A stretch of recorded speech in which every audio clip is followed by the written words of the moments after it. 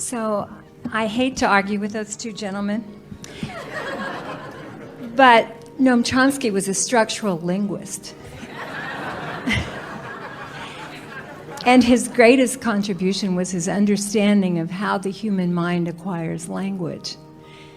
And he certainly has made a contribution in the political arena, but he made this amazing contribution in his trying to understand how we learn language. He would never say learning, how we acquire language that changed generations of people's opportunities. And so I think that's pretty amazing. Language in and of itself is an interesting thing, because there is, it's interesting how this name has come up 3 times and 3 rather different perspectives defining it 3 very different ways. And you should hear what he's saying now. I once had a cat named Noam Chomsky, named for the linguist, who was really badly cross-eyed and ran into a lot of things because he was preoccupied with his deep structures. He was a really good cat. So this wonderful opportunity has presented itself in my life, and it's a chance to lay out a grid in a way that I think I have asked for forever.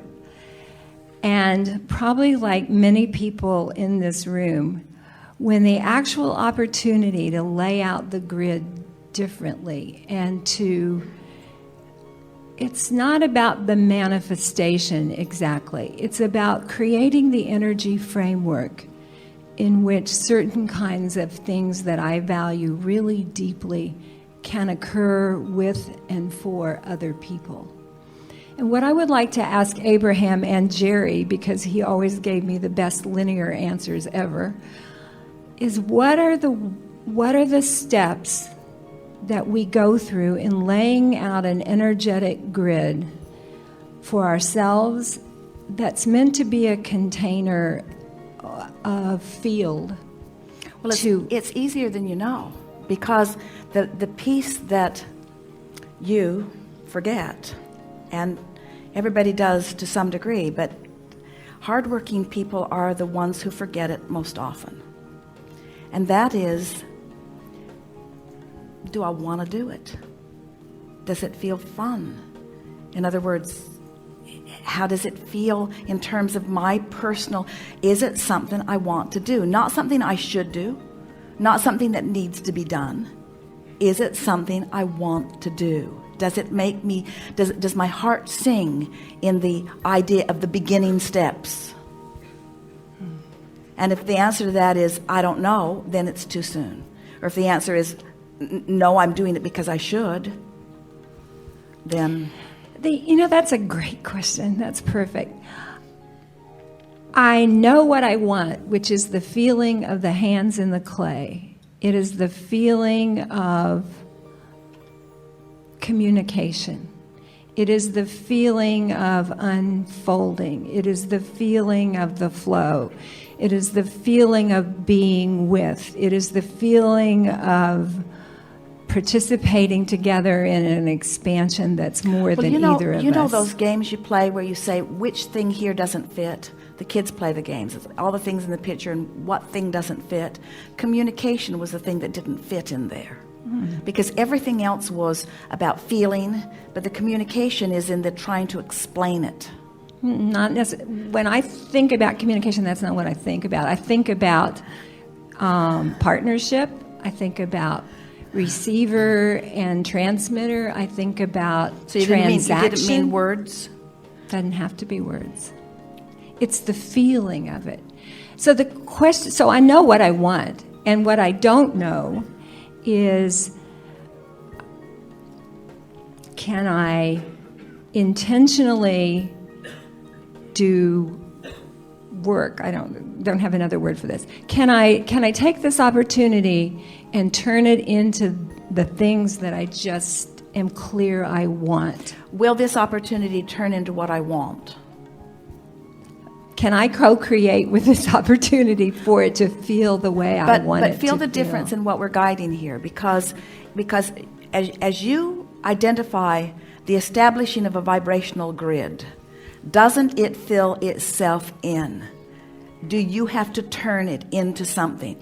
And if you have the feeling that you're going to have to do some of the turning it into something, then your grid isn't where you think it is or where you want it to be quite yet. That's okay. So this is the question about the grid. Is that... You understand what we're saying about the grid? In other words, it's the grid, it's that get it going general, going general, going general. The grid is knowing how I want to feel. I know how I want to feel. I don't know how I'm going to do it or when it's going to come or where it's going to come from or who's going to bring it, but I know how I want to feel when it gets there. I don't even need to define what gets there. I just know it's because I want to, in other words, I want to be of value. I want to be of assistance. I want people to find resolution in their interaction with me. I want it to be meaningful. I want it to be big. I want it to represent the bigness of what I've been working toward. I want it to be understood. I want it to be well received. I want it to feel comfortable as that unfolds. Those are feelings, and they are general, and that's the grid. And so when you use anything you can to stimulate those feelings within you, rather than trying to work on the project or even identify if this opportunity is the right one, just feel around that and keep amplifying within yourself how you want to feel, then the unfolding occurs and you recognize it when it comes. It's the difference between allowing it and banging it into place. That's perfect. That's absolutely perfect. So, oh, wow. That's hard for a hardworking person to let go of. Really hard. Really hard. And there are those who would say it's your ego is the problem. But we're talking about your focus being, but it's this is the subtle difference that we're all reaching to define. And it's that if you believe that you are a creator and that the way you create is by achieving a vibration that law of attraction responds to, then shouldn't every effort that you offer, hardworking person that you are, or shouldn't the majority of the effort that you offer be about producing the emotion or the feeling and trusting that the rest will fill in, because it will. This is the cart before the horse or the horse before the cart thing that we talk about with most people. Most people say, I want to feel a certain way, and I think that avenue will get me there. So they focus on that avenue, and then they get sidetracked. Where if they would focus on how they want to feel, a myriad of avenues would show themselves to them to get there. There is not an opportunity. There are opportunities everywhere around us. So I want to ask this question about aging. Is it just the habit of vibration and the habit of resistance that is what we experience as aging? And intention from non-physical. In other words, wanting exposure to in the same way that you brilliantly brought yet a third perspective to the name that had already been offered. Every phase of your life brings another perspective that adds a richness to the, and if you remained the same, that richness would not happen. It's varied perspective that adds to the richness of the whole, because from the source level, the grid is really well known. I can feel it. And I can feel it. And it can be filled in lots of different stages of life experience. So the attractive thing about this opportunity is it feels like it can be a new life stage. It can be, the ninth life, and I only thought there were going to be 3, so this has turned out really well and really scary and really wonderful. And well, it's some of those things, but some of that doesn't fit in the picture. In other words, well, the scariest part is confronting the closets to move. If you know what I mean. Remember Esther and her closets full of stuff. It has the feeling of excitement that I take as an indicator of, yeah, it's a good thing to do. It has the feeling of openness. Well, we have said to people at less evolved places in the creative discussion.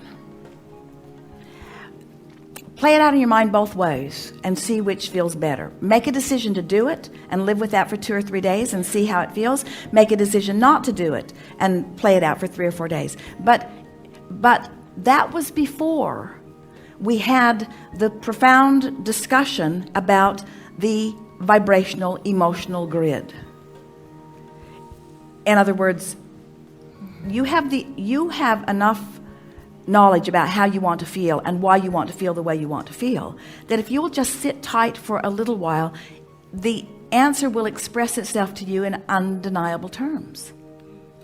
And anytime you feel like you need to figure it out, you're pushing something, and what you're always pushing, you're pushing the action part, the deciding part, rather than ramping up or shoring up the vibrational part. So we're not talking about a long period of time. We're just saying focus upon how you want to feel and why you want to feel that way. What are the best feeling parts of it, and just live with them and practice them and resonate with them and get them dominant in your vibration, and then watch the universe fill in the details that in their absence make you feel afraid. In their presence you will feel sure and determined. That's perfect. It is. Yeah. So I think about Jerry all the time. He was a really important person in my life. Didn't know him that well, but so powerful that lots of times, not as often as Esther, but I get the Jerry perspective on something so clearly, with a level of laughter that I never really heard him do except occasionally.